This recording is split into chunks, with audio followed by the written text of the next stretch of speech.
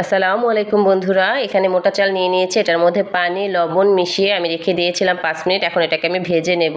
তো ভাজার জন্য একটা কালো কড়াই নেওয়ার চেষ্টা করবেন, কারণ চাল ভাজলে কিন্তু অবশ্যই কড়াইটা কালো হয়ে যায়। যত নতুন কড়াই থাকুক তার জন্য একটু পুরান কড়াই নেওয়াটাই বেটার, আর এতে চাল ভাজাও ভালো হয়, সুন্দর হয়। তো মোটা চাল ভেজে নেব। আজকে আমি বরিশালের বিস্কি রান্না করব। এটা আমি আজকে প্রথম ট্রাই করছি, আর আমি আপনাদেরও জানাবো এটা কিভাবে রান্না করতে হয়, খেতে কীরকম লাগে।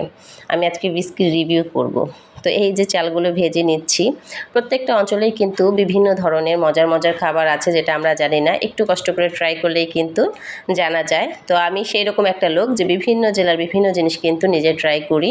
তো এই যে আমাদের চাল ভাজা হয়ে গেছে। এখন চাল ভাজাগুলোকে কিন্তু পানিতে ভিজিয়ে রাখতে হবে। 2-3 মিনিটের মতো ভেজে ভালোভাবে কচলে কচলে এটাকে ধুয়ে নিতে হবে। তো চাল ভাজা কমপ্লিট, পানিতে ভিজিয়ে দিয়েছি। এখন এটাকে ভালো করে ধুয়ে নেব।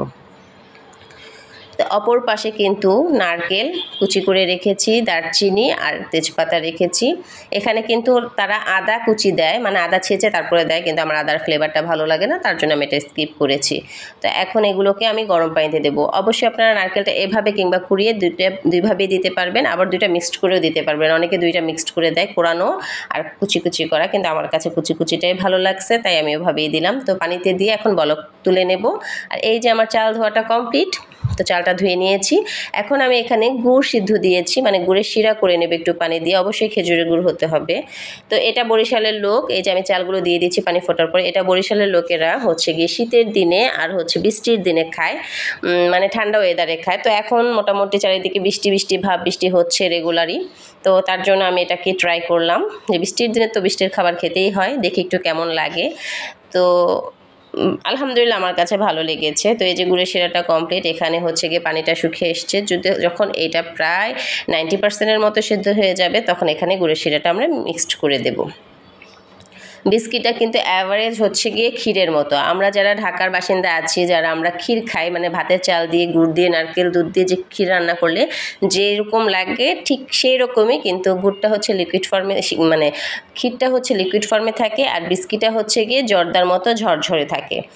তো এই যে আমার এখন 90% সেদ্ধ হয়ে গেছে। এখন এটার মধ্যে আমি গুড়ের শিরাটা মিক্সড করে দেব। তো অবশ্যই আপনারা বাসায় ট্রাই করবেন। এটা টেস্টটা কিন্তু অ্যাভারেজে আমি বলে দিলাম কিসের মতো লাগে। তো এই যে এখন গুড়ের পানিটা শুকিয়ে গেলেই হয়ে যাবে বিস্কি কমপ্লিট।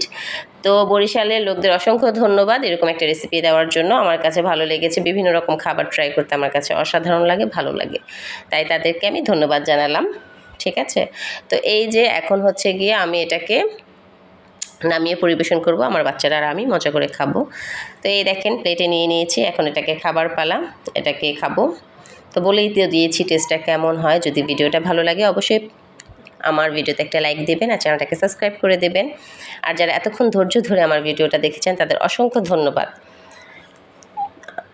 তো এই যে এখন সবাই খাচ্ছে, সাথে সাথে আমিও খাচ্ছি। নতুন করে বলার কিছুই নেই। যারা ট্রাই করবেন তারা অবশ্যই কমেন্ট করে জানাবেন আপনাদের কাছে কেমন লাগলো।